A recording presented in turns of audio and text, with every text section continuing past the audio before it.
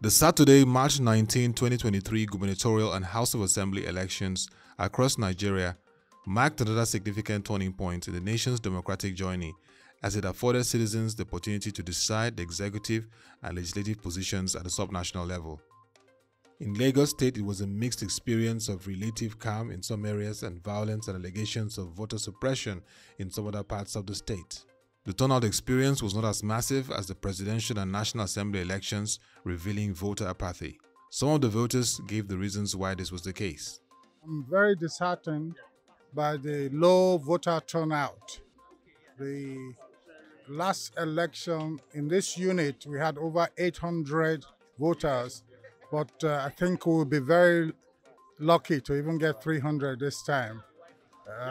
It is sad that people seem to have lost faith in the system, and let us hope that the outcome of this particular voting today encourages people to have greater faith in future elections.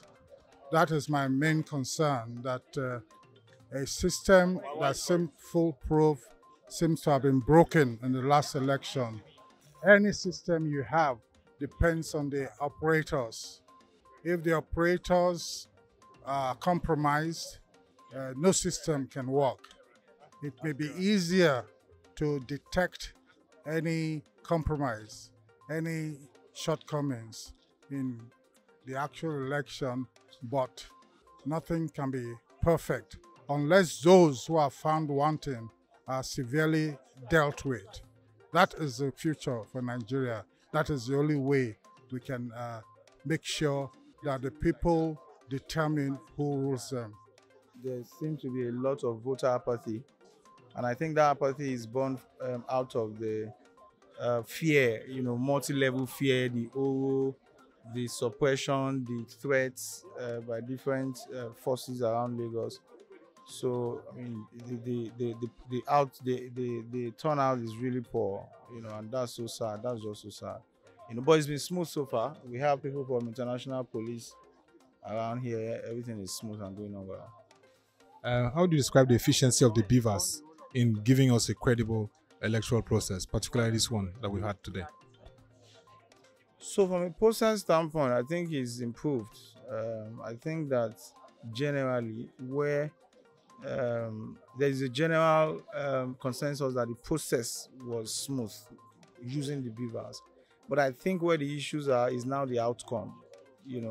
So the output of it, which is supposed to be passing or communication of results through the iWeb and all that, that leg is what is under question, because it seemed INEC just didn't follow through, and that then causes a lot of conflict and contention points across different parties.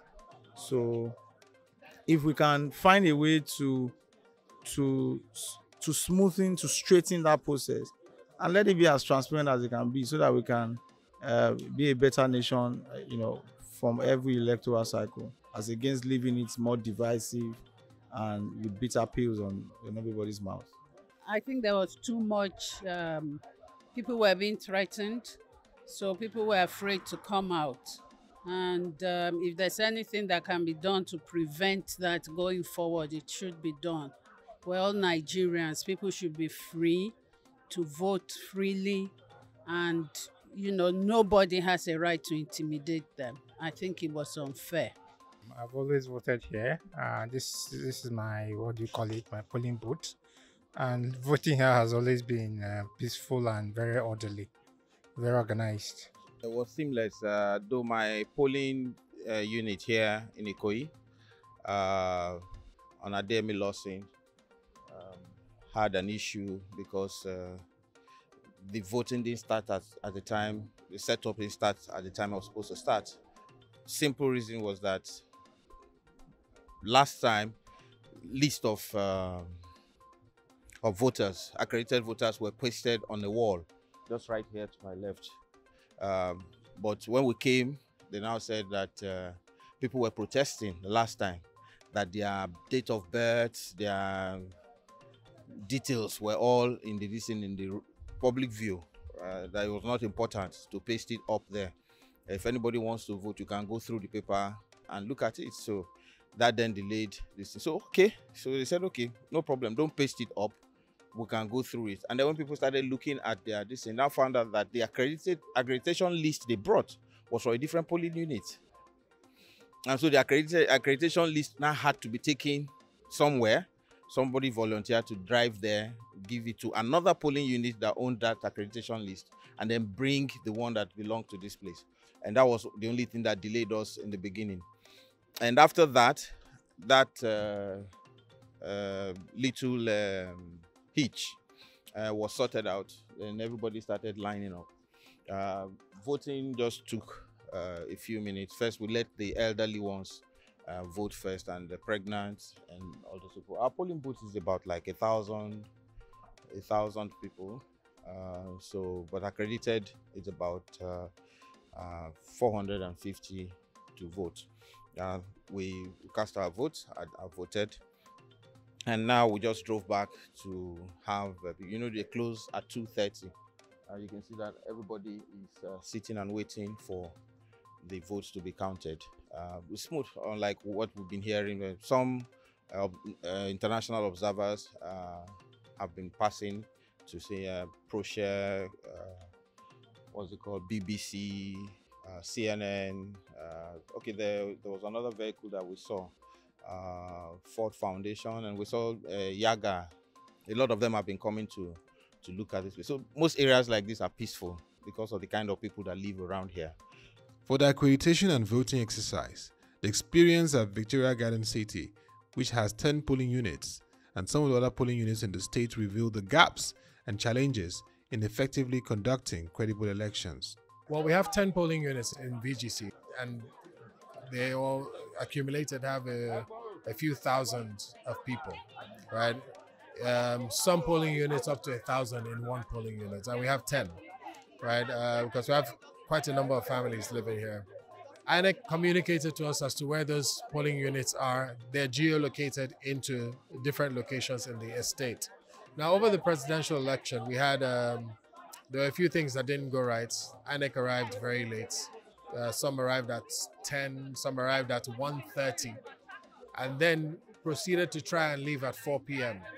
So the estate rejected that last time and said to them, the law says if we're there when you come, if we're there when you start, we should be allowed to vote. Everyone that is there should be allowed to vote. And so we counted our numbers and said, so you should finish with the people who are here before you leave. INEC attempted to leave, and we said to them, this is not legal. So there was a whole exchange between us and them the last time, and we said to them, you have to, by law, finish. They called a certain lady, I think her name is Folayemi, at INEC, and she told them they should leave. And there was this whole back and forth between VGC and her, and we said to them, you shouldn't leave until you finish. Eventually, we were able to convince them to wait and to follow the rule of law and let people finish voting. Now, she came afterwards and said, they shouldn't have waited till night to vote, that it was wrong for them to be voting at night. When in actual fact, that's not anyone's fault. We didn't tell them when to arrive. Anyways, we didn't think that was a major issue. A few days later, she suggested that we move the 10 polling units with the thousands of people onto the road, the expressway here in Lekki. And we explained that there's just absolutely no way to properly marshal the people on the expressway. It doesn't make sense. Plus, we have made adequate arrangements for it. She suggested it repeatedly, and we said to them, no, it won't work. But that if they insist on doing it, they should communicate it officially so that all our residents, almost 10,000 people voting or whatever, know where they will find their polling units.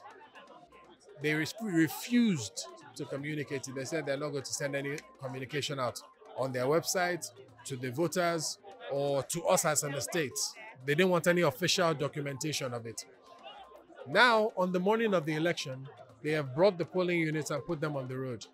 There are 10,000 or so people waiting inside to vote. We're supposed to go and use word of mouth to start telling them, sorry, please, you're outside on the Lekki Expressway. It doesn't make sense. So all these people here are not fighting. You can see them, they're expressing their views. All we're saying to INEC is, can we please maintain the rule of law? Can we please vote in the polling units that you showed us on your website as at now? last time during the presidential, we voted inside.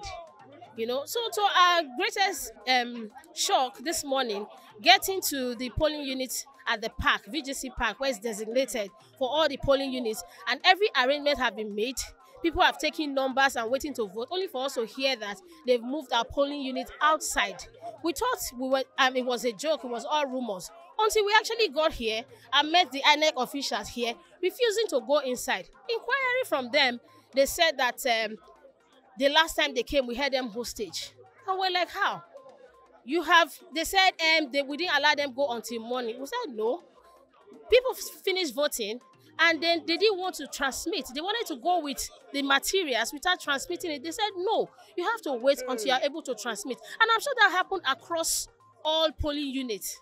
So that was the reason they even stayed that late, because we're waiting for network to come for them to transmit the results online.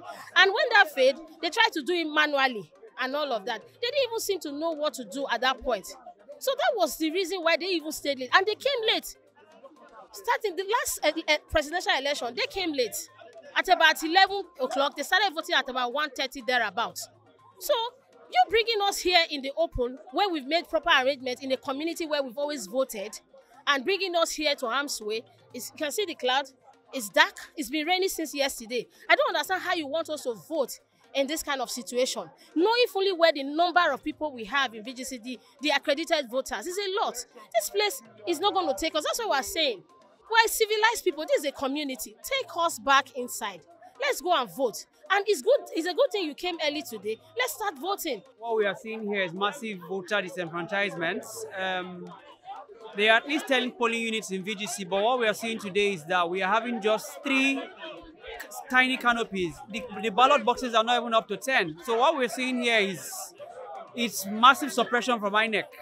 Because at the end of the day, if 3 people from any party come and vote, they are going to lie that people have voted here. And at the end of the day, they are not even protecting us. So there is no elections. Nothing will happen in this place. Nobody's going to vote. We're all going to go back inside our estates.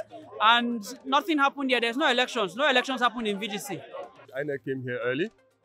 And people were outside early enough. But I think the major problem is that VGC residents have always voted inside the premises for security reasons. And they set up these 3 tents for 10 polling units. And they expect 4,000 people to come and stand on the street at risk from thugs and all kinds of miscreants. And we think, and if you check all the INEC paperwork, if you go online and Google those polling units, their locations are inside. So as far as the residents are concerned, and I do agree with them, this is an illegal polling unit. For whatever reason, we don't know, but we're hoping that they would move the polling units back, or else they would disenfranchise people. In response to the issues in VGC area, the Independent National Electoral Commission rescheduled the elections. Because the Commission's position and idea is that everybody should be allowed to cast his or her vote. So we do not want to disenfranchise anybody. So everybody will be allowed to vote here. If we start early by 8:30, I'm sure before 2 o'clock we finish. Sir, do you have a timeline as to when the process will be over?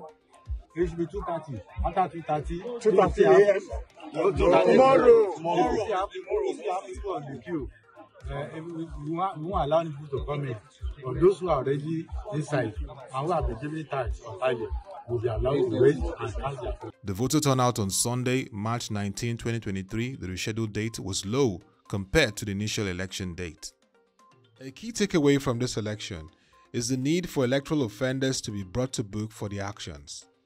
This is why the Electoral Offences Commission needs to be instituted and made effective to prosecute violence against the electorate, media, and stakeholders in the socio-political space.